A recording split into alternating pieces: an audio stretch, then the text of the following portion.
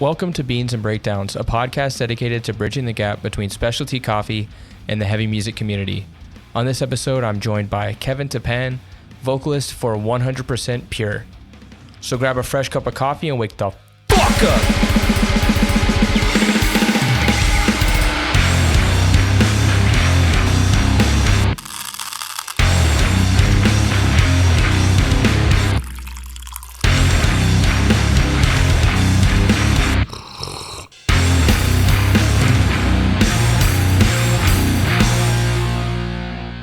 What's going on, Caffeinated crew? This morning, I'm joined by Kevin Tipan of 100% Pure, Brampton Hardcore. How's it going this morning? It's going good, boss. Just chilling. Tired. Yeah. No coffee yet, but I'm going to get it soon. I don't know how people don't do first thing coffee. How they don't do it? I do it. I already do it every morning. This morning, I woke up, I went to sleep at 3 a.m. So I'm just getting up. So I forgot to grab it real quick, but all I got is fucking instant right now. So that's why I want to go out. Damn. Which instant though? Because some of them are nostalgically good. I think it's Nescafe. I don't think anything special. Like the gold one. It might be the regular because it's my parents fuck with. So I was like, I'll drink that one. You gotta do gold. Isn't that premium roast or whatever? Oh, dude, the one where they have the commercials where it's people all over the world driving around. They've got the Nescafe instant in the motorcycle or they're around the family stove and stuff. And I'm like, you can try to push this narrative, but it doesn't make the coffee better. I'm telling you, Hispanics, Latinos, they love instant coffee. It's the thing in South America. They fuck with that heavy. Yeah. That's why I was asking if it was the gold, because every time we visit my wife's family in Mexico, the fucking thing, pan dulce, so much pan dulce, at all hours of the night with a big thing of Nescafe Gold. And then they heat up the milk. So Abuelita brings over the heated up milk and stirs in the instant coffee into the milk. Yeah. Instant coffee life hack. Yeah. Yeah, that's what they do, man. Oh, your wife's Latina? That's sick. I didn't know that. Yeah, she was born and lived half of her life in Mexico and then moved to Houston. Oh shit! Damn. Mm-hmm. And I hear you saying abuelita, and it sounds pretty good. So that's good. I can't remember who I was talking to. Edward from Ballista when we met at Hold Your Ground and we were the last people outside, and I said some words and he was like. And I was like, no, dude, my wife is from Houston. Don't think I'm some weird white. Yeah. There's some white dudes that are weird like that. They come into the shop or something like that where we all buy our shit from. They're like, oh, hola, ¿cómo estás? And they're speaking fluent Spanish. It's what the hell? Where the hell did that come from? Yeah, see, that's my thing is I'll go in there and try to do that, but mine's not fluent. I just know how to say the words I need to say to get the things. Yeah, exactly. Yeah. I always wonder about those people. I'm not gonna get into it, but I always wonder why are you just out here? Do you just travel a lot, or what's the deal? Respect. Yeah. Respect for learning the language, but they get a little weird with it. Come and try to hit on chicks and stuff like that. So they try to do it. Don't do that. Don't do exactly. That. Respect the space. Exactly. Well, I'll tell you what I'm drinking since you dropped it. You fumbled the bag. I have something called Jungle Coffee. It's from Montreal. It's kind of maybe 2 years old. They've been roasting. This is Tryptique, I guess is what it is. It's their series that they're doing. But this is San Ramon. It's from Guatemala. It's a Huehuetenango. And it's a lactic honey process, which I don't know what it is. It tastes good. Yeah. That's what's important. So the notes are like wine candy, I guess red wine tasting candy, nougat, and raisins. Dope. Do you usually use a machine for it, or do you have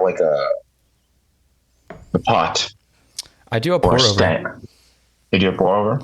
Yeah, because I'm hipster garbage. It's just cheaper. Cheaper? Yeah. What do you mean? Like Yeah. just like the little filter, and then you pour it over, kind of like that. Or? Yeah, the whole setup is like less than $100. Like you can get like the pour over. You can buy a pour over set for $30. It has like a little like like glass that it drips into the thing and the filters for like $30.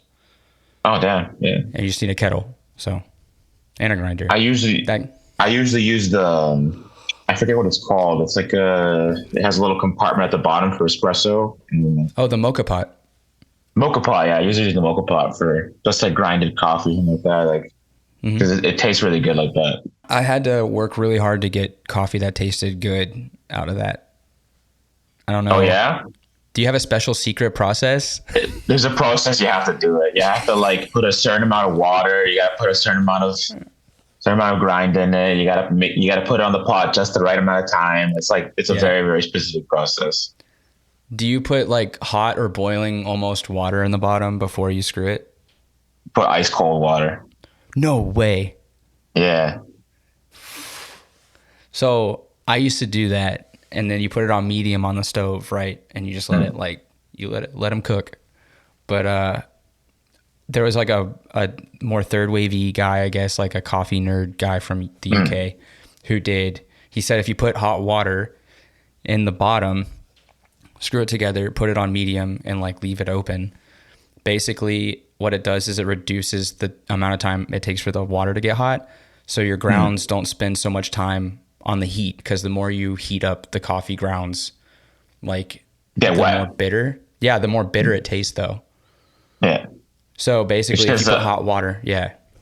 That's why you put like a certain amount of water in a certain amount of bean, and you leave it on for a certain amount of time. So then, like, when the water starts to boil and lift, it's already not touching the stuff as it is. So then, when it gets to boiling, and then it gets to the ground, and like, it makes it really, really nice.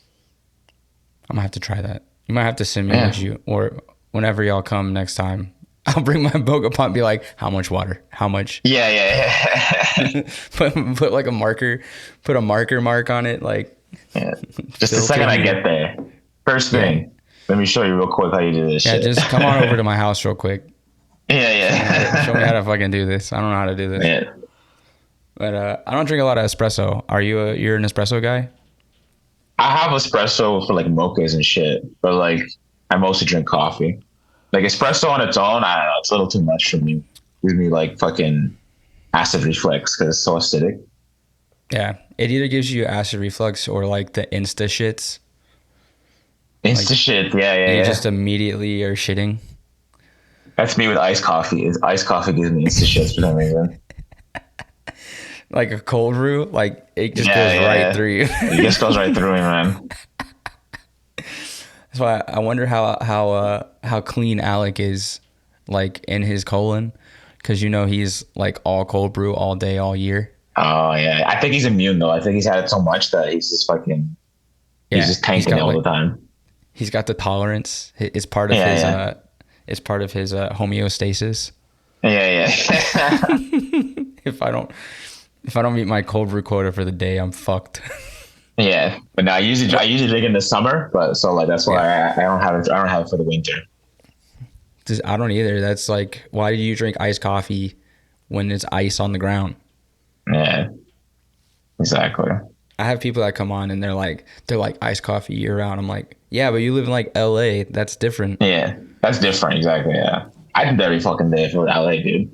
Yeah, like back home, we used to drink it year round, and even when it was like like 5 degrees out, we'd be like, okay, yeah, like it's a little cold. Yeah. But here it's like, I saw a little child yesterday walking into the metro with an iced coffee from Tim Hortons, and I was like, it is -5 out. Like it's snowing. It's like fucking, it's like crack for people though, because like there's so much sugar in that shit. It's disgusting. Like Tim Hortons cold brew is this like the nasty shit in the world, dude. Don't do it. It's bad. Man, if I do it, I'm like, no base. Don't give me any sugar, man. Please. I got one on an en route one time and forgot to ask for oat milk, and I don't usually drink milk. And I drank half of it before we kind of left the en route. We were like talking, and then I was like, you're gonna have to give me a minute. I had to like run back inside. I'm gonna have to go to the bathroom before we get back on the road. Oh, you get the shits from fucking milk? Well, when I haven't had it like Yeah. in like a year, and then you're drinking like half and half in a cold brew, you're gonna shit. You're gonna get fucked, yeah. My life is mostly just about what I can and can't eat that will make my stomach feel bad at this point. Now that I'm over 30, it's more of like a, delaying the inevitable slow death. Yeah. I'm with you there, boss. I'm with you there right now. You're 30. 31. Yesterday. Oh, yesterday? Yeah. Dog, happy birthday. Thanks, man. Appreciate it. So our birthdays are almost exactly a month apart. No, yeah? You're February or? No, I turned 31 a month ago in December. Oh, in December. Oh, okay. Yeah. So I got a month on you. You want to know what happens? You want to know what happens in the first month of 31? Yeah, what happens? It hurts. It hurts? It just all hurts. I don't want anyone knowing, so I didn't say shit. And then people came up to me in the show, their birthday. I'm like, yeah. Thanks, man. You can't hide. You can't hide online anymore. You can't. I don't know. You can't. I'm not a big birthday guy, so. Your mom probably put a post up that they saw. No, my mom knows I hate that shit, so she just called me. And she's just like, happy birthday. You're lucky. What's the local coffee spot? Dude, tell you, man, Brampton sucks. There's no coffee here. It's just chain, all chains. Sucks ass, man. I have to resort to Starbucks, but like very specific. I'm like, my brother, give me only one pump of this, please. Give me 2 shots of espresso, but not too much milk. I have to be very specific, otherwise it's gonna taste like shit. Dude, I thought Brampton was cooler. I know so many people from Brampton that they like ride for it. Yeah, dude. No, there's nothing here. It sucks. Damn. Like there's one place downtown, but like it's not like. I feel like they're finding their way. It isn't necessarily like they're there yet. There's a downtown Brampton. Yeah, I live downtown Brampton. Dude, the GTA is so big that each like fucking little city has a downtown. Yeah. It's like 2 fucking streets though. It's not really like it's not too downtown. It's very, very small. What's your coffee order? Lay it out for me. What I usually get, coffee or special coffee or specialty, anything like that, or just literally coffee. Do you do so I feel like you're a lot like me. You just like it drip. Like you go in, you're like, give me a fucking medium black coffee. Yeah. If I go in there, I just do 2 cream. That's it. Really? Yeah. That's interesting. A lot of the orders are like, it's either black. You have like a lot of the spectrum. So you have like black coffee. I just want black coffee. Or you have like, give me a fucking shaken oat espresso with brown sugar shit. You know what I'm saying? So do you ever have those like flex on 'em moments where you're like, let me get the dirty matcha oat milk? If I go any harder, I do like I don't know. No, it had to be special coffee. I do a mocha or some a frappuccino or some shit like that. I not frappuccino. That's like sugar drink. But like I usually do like I usually do like either coffee to cream or a specialty one like mocha or something like that with espresso and shit. We'll have to put you on next time y'all come through. Alec will tell you he wants to go to one place, but that's not the place. The real place is around the corner. So, dude, Montreal has like dope shit. Like we went there a long time ago when we did a run through there, and I woke up at like 6 a.m. because I wake up at 6 a.m. every single fucking day, and then like I was just walking around like I kind of want a mocha or something. I don't want like that. And I just walked around the corner and there was this little place. And I was like, hey, can you make me a mocha? And he's like, yeah. And he made me one. He had like real nice chocolate from like Poland or some shit, and it was like the most bomb. It was the most bomb fucking mocha I've had. Like I was like, bro, I didn't know mochas could taste this good. What the hell? You remember where y'all stayed when y'all came through? It's like all I know is near the Milan. That wasn't the Gavel Run. That was the Pure Run, right? No, that was the Gavel one. That was a long time ago. The Gavel Run, not the one with the foofs where y'all stayed. Oh, it was the second time. I know what you're talking about. No, it was the very first time. It was with my old band, Cicada, Gavel, and Milan. We did that run together. Shit. Yeah. That one. The very first one. The very first one. I hadn't even... That was so long ago. Yeah, dude. Man, that's crazy. That was the legendary run that started everything for Ontario for us. Yeah. That's like every band kind of still popping off, but like didn't Cicada kind of like spread out into every other band? Yeah. Yeah. Who was in that? Cicada? Yeah. It was kind of more of this like, the drummer was just like a kid that's like, filling in. So like that. It was near the ending of Cicada. So like, it was mostly the same members. It was just like a drummer that was like just some fill-in kind of dude. Okay. And then Pierre has a new drummer and a new guitarist. Because I never saw Cicada, but the first time I saw Gavel was at that Shut Away release show. Yeah. That was before you were in the band. And then that was also the first time I saw Rust. And I was like, Ontario goes hard. Like the homies, they always go hard. All those bands go hard. I know. Playing with Rust in Quebec City in Montreal with Don't Try was so much fun. Those shows look so dope. I was like, God damn, I'm very, very happy those shows popped off. Yeah, it was surprising. Not surprising in a way, like, I'm not dissing Don't Try. I love like that band as a whole. And even if you don't fuck with the music, go see them live. Like the way that they perform is top notch. Like it's incredible. It looks like you're watching a professional like touring band, and they don't really tour very much. Okay, I see what you're saying. But they're very, very good. And they have a brand, you know what I mean? Like it's not like it's interesting. So, but I did not expect the shows, especially in Quebec City, to go that crazy. Yeah, dude. I saw the Quebec City one and I was like, that's good shit. Like we played Quebec City. It was pretty good. It wasn't that bad. I actually wasn't expecting it for it to be as good as it was. But like I saw that show and I was like, bro, this is the show you want in that city. Yeah.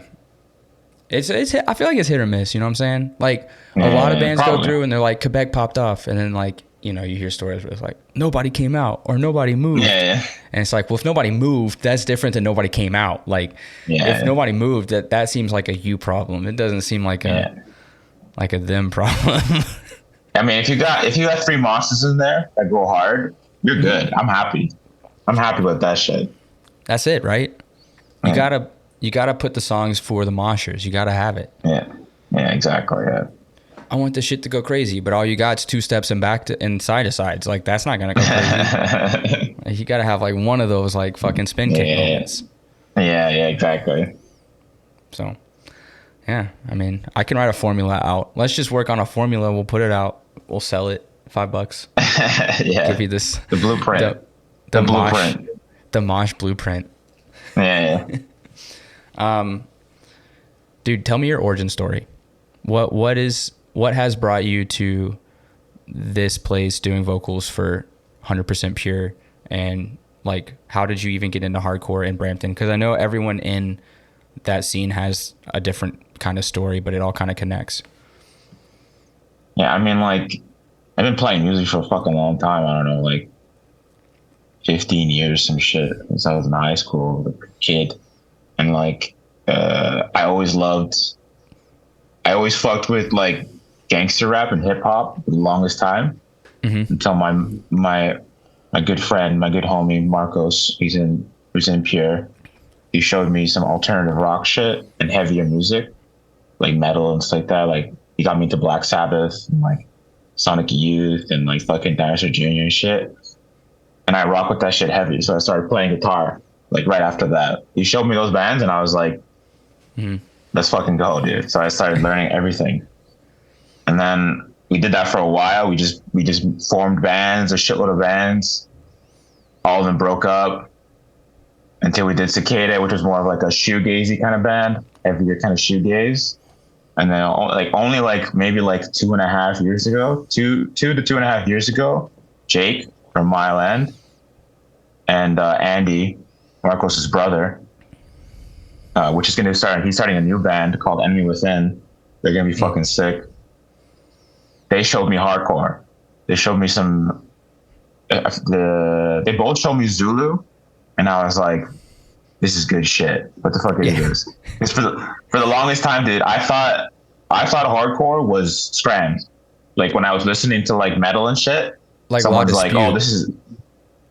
I don't know that band. Oh fuck. but someone would show me some shit, or I'd see something online, and it scrams. Now that I know what it is, just like that faster kind of like emo kind of shit. Yeah. And I'm like, I don't fuck with this. I don't really like it. So I thought that was hardcore for the longest time. But then they show me shit like Biohazard and like Expire, and I'm like, dude, this shit goes hard. It flows. Dude, that's the kind of shit that I like. It combines my old love of hip hop with my new love of heavier shit. So like, and that's what came with Pure. Like I got really inspired by like your bands like Biohazard, fucking 3 Knee Deep, fucking Expire, those bands. I was like, I want to do something different, but I love what these guys are doing. And that's just how we did it, kind of thing. Well, like the brand of Pure so your vocals sound sick. Like I hear the influences from, like Expire, Biohazard, like those are like evident, but then there's this shoegaze element in it. So like what was the writing? Was it like planned that it would be like that, where it's like you've got the rhythm and stuff, but then you've got this one drony guitar fucking doing weird shit throughout the whole thing? Why was that always the idea?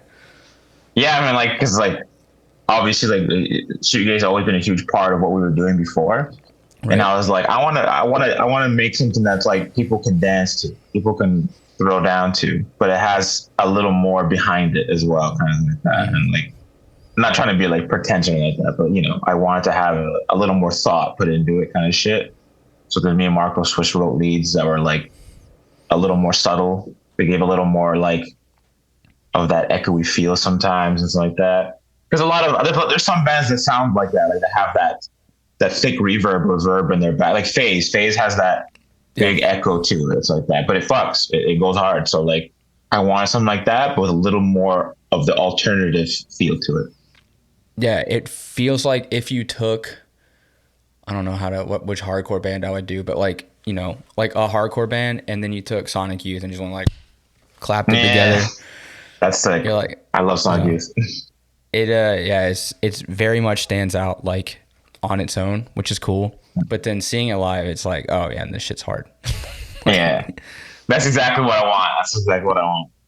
So I like bands that have like a recorded presence, but then also live, it's kind of like, it's a bit more maybe edgy, or like the live shit. Like Jesus Piece even has talked about this before, where they like have the recorded version of a song, but then live they do a lot different. Like they'll speed a part up, or they'll like slow a part down. And I think it was Aaron that was like, I like this idea of having a recorded version, and then live, it's a like different play on that to, make the energy feel different. So yeah, I definitely. That's why I like. I'm sorry. No, I get that vibe. Like that's how it kind of feels seeing you play live. Okay. Yeah, and now especially that our set is a lot tighter, because then we were just playing with Matt from RD. So like we weren't going nitty gritty with it. We were just kind of just playing to play. And then, but now that we have our own drummer, like a solid drummer now, like we have intros and shit and transitions. So like, I love the set, and like we're adding new songs to it. So it's going to be even more dope. It's sick. I'm excited to hear, like, because the demo goes so hard, and it's a demo. You know what I mean? Yeah. Like, I love when bands like put out a demo that like it's just good for free. You know what I mean? Like usually a demo sounds rough. Yeah, exactly. But also it was like, oh shit, like this produced. Yeah. They got we record all ourselves too. Really? Yeah. I thought Andy had mixed it. Not really. He mastered a little bit, but our bassist mixed it. Okay, cool. Yeah, it sounds great. Yeah, man. But I did all the drumming with Andy though. Because he's me and him are kindred spirits for some reason with Pierre. I don't know. We get in the room and we cook, and it's fucking amazing. Big shout out to Andy from RD. Wait, you did the drums? With Andy, yeah. We programmed it. Oh, okay. Yeah. Yeah, I mean, it sounds sick. I'm very excited to hear more shit. The EP, man. We're working on EP. It's gonna be really sick. How many tracks? I'm very hyped for it. 5. Mm-hmm. The artwork, is it a nod to Atahualpa? Yeah. Atahualpa. I see. I can't pronounce that word because I'm pretty sure it's Incan, and I don't speak. I'm pretty sure it's like ancient, like Quechua or some shit. Yeah, but who did the artwork for it? It was kind of Mitsky. His Instagram is like Mitsky. I'm not sure how to pronounce it or if he says it any differently, but yeah, he cooked. He did it fast too. Like I came with him with the concept, and I was working with someone else, but I wasn't really feeling where it was going. And I showed him it. I'm like, this is what I want, but like, I kind of wanted like a more of a character with attitude, a little cartoony. And then within like a couple hours, he gave me that, and I was like, oh my god, what the hell? That's sick. Yeah, I mean, it looks so hard, like, and modern, but like if you know the story and iconography of it, it's like so much cooler. Like, I don't know. Yeah, exactly. Yeah, I think like because everyone asks me too, just like, are you native? I'm like, no, I'm not native. I'm North American native. I'm South American native more, but like this is like that's exactly what I wanted. I wanted the Incan warrior with the feathers of the Ecuadorian flag with my background Ecuadorian. And then also has the feathers are also the color of Brampton too, which is kind of ironic, but yeah. That's crazy. Yeah. Brampton has a flag? No, I'm just kidding. Yeah. Yeah, that's dope. I love the shirts because whenever y'all came and we were like looking at merch spread, I was like, dude, I don't even know. I don't even have merch money right now. But like these shirts are hard, bro. Yeah. Between like y'all and RD, I was like, how is this supposed to work? Like y'all can't. It can't be every band has good merch. You know what I mean? So, but yeah, I'm excited to hear more shit. What y'all got in the works besides the EP for the next few months? Runs. We're gonna do a bunch of runs. We're heading to Montreal actually in April. At the end of April. Mm-hmm. You know that show. I do know that show. Yeah.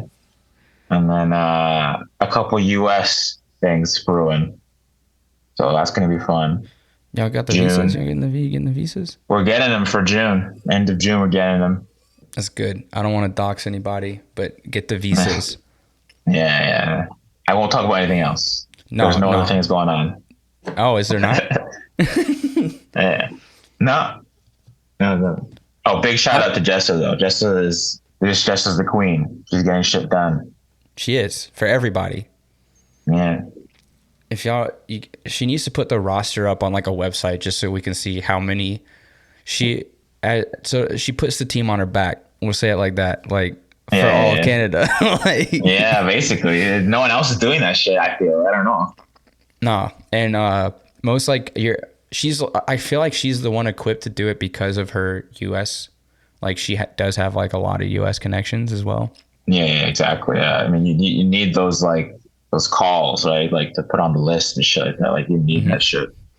But then like a lot of people don't know the struggle. Like I didn't know the struggle until I moved here, and they're like, "Oh no, to play the U.S. you have to have like all this shit." And I was like, "Yeah, man, what? It's so dumb. It's not fair." As I talk to U.S. homies, it's like, "No, I just cross. I just go. Yeah, I don't give a fuck." Yeah, it's so fucked up. Like and it costs like Canadian bands so much money, bro. We just paid It's so a much lot money of for money. fucking. Yeah, dude, it's a lot of money. Luckily, our drummer, he's 16, so he only paid like $95 for like his registration. What? Yeah, it's fucking hilarious. Dude, I didn't realize your drummer's so young, bro. Yeah, 16? he's a killer, dude. Guy's a future legend. Guy's Damn. insane. That's like young Christian status. Yeah, exactly. Yeah, like even younger. Even younger. He's young Christian Junior. Yeah. Well, that's sick. I'm happy that y'all are gonna go to the States too. I feel like what y'all do in a lot of because y'all play with Jewel Tone like a while back too. It kind of gives me that same like spaced Jewel Tone, like those bands really kind of fit. Well, I guess Buffalo has all those bands, so that kind of like upstate New York sound fits right in. It's gonna be great. Yeah, man. It's gonna be sick. I'm very hyped. You like to mosh? Oh yeah. You mosh? Yeah, I love to mosh. What's the craziest mosh story that you have? I guess the craziest one is me getting fucking injured, but like it wasn't even my fault. I didn't do it. But Kyle from Gavel and Bad Bet, I was moshing and then he did a stage dive and he landed right on top of my fucking neck. And like it was literally like Mortal Kombat fatality shit.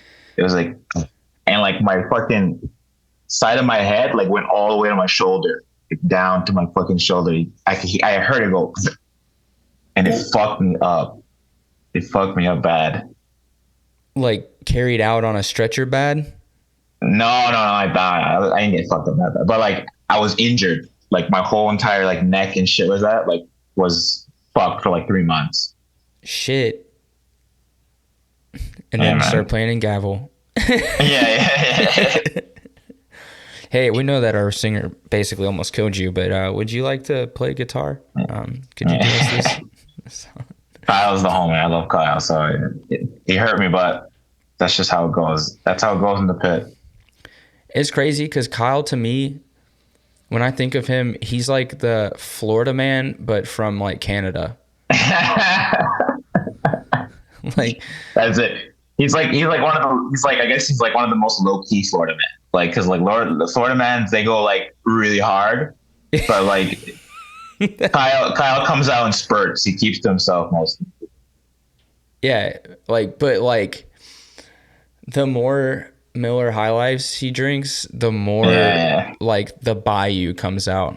So it's it's like this balance of Bayou and Kyle, because so like the more the alcohol tips him, it's more Bayou, like a Dr. Jekyll, Mr. Hyde kind of situation. Yeah. I know how to hold your ground at certain points. I was like, we need to get this man home. He needs some milk. Yeah. Like, but yeah. Stop saying that, Kyle. During hold your ground, just like stop saying that, Kyle. No more. Was he saying he needs some milk? No. I'm saying like he's just talking shit. He just says crazy shit all the time. Yeah. Like, but I don't want to get him in trouble. He's such a great bird. He's so good, man. He doesn't do anything bad. He's just having fun. He always lets us stay at his house with his dressed up animals.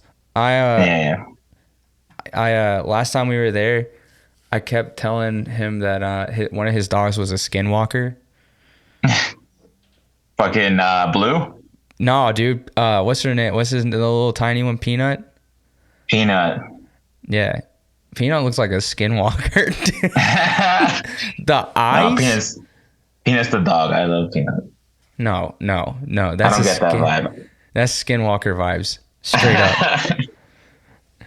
I'm sitting there in a chair and I'm talking with Josh from Crosscheck, and we're just chilling and Peanut's just there like staring at us. And I was like, this dog's a fucking skinwalker, dude. He's listening in. He wants to hear our secrets and tell us when we're going to die. You think it too much about him. Peanut's the dog. Have you ever met a skinwalker? Like, probably not. Have you ever seen one? No.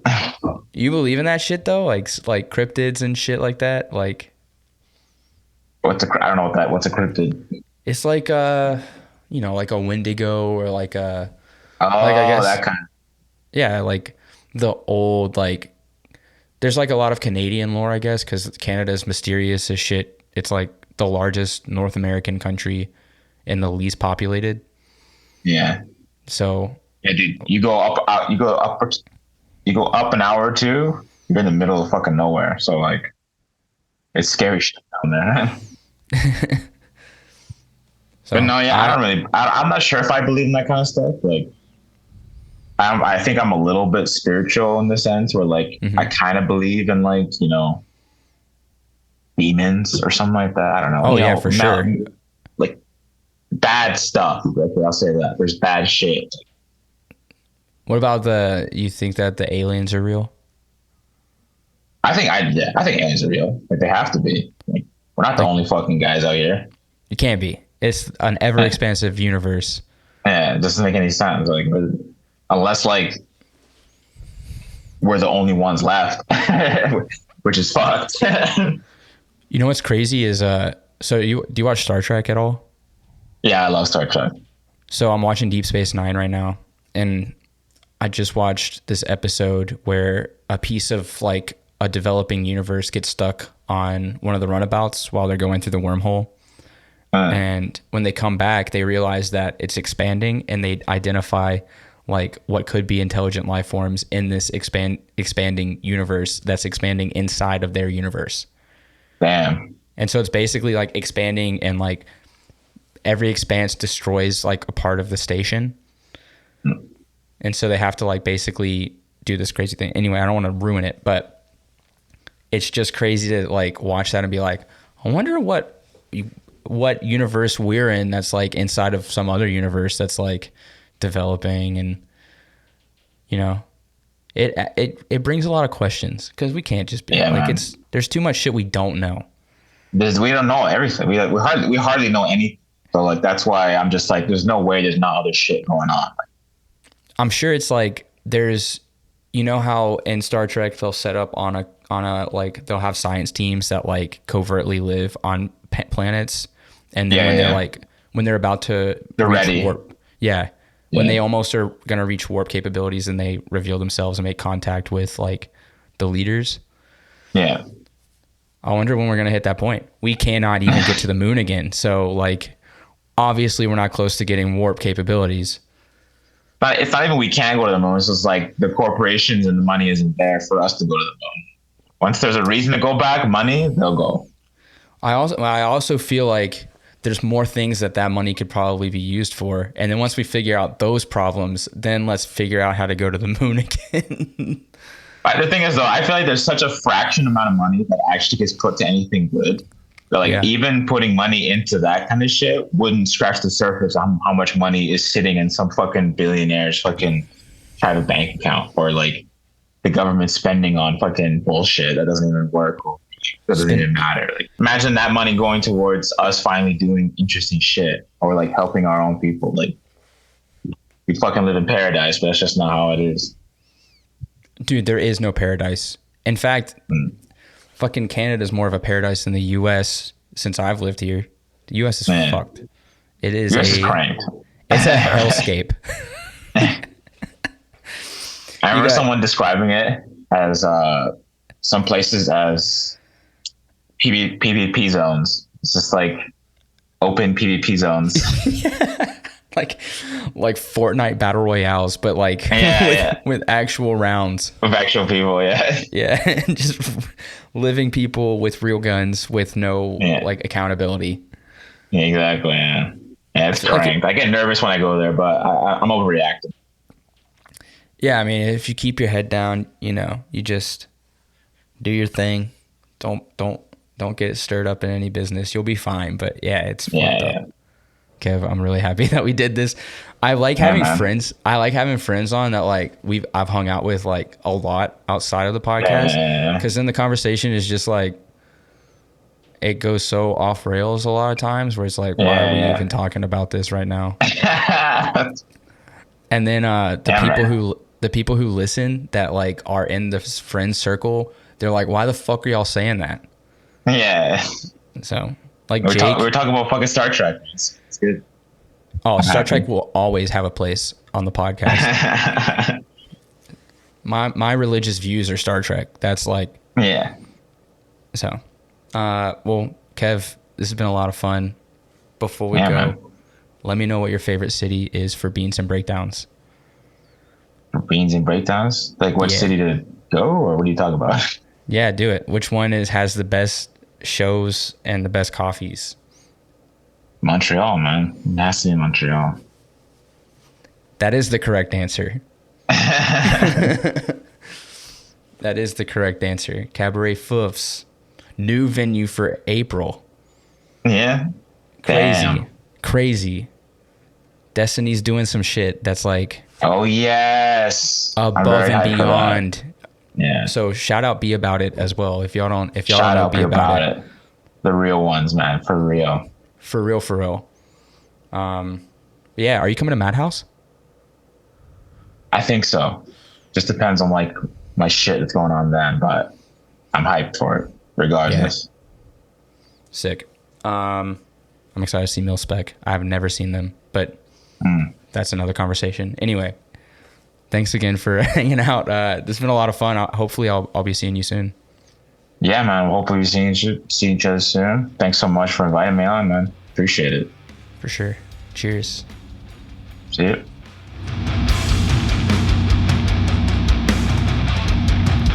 Thanks for listening to this episode of Beans and Breakdowns. I want to say a huge thanks to Kev for hanging out on the podcast.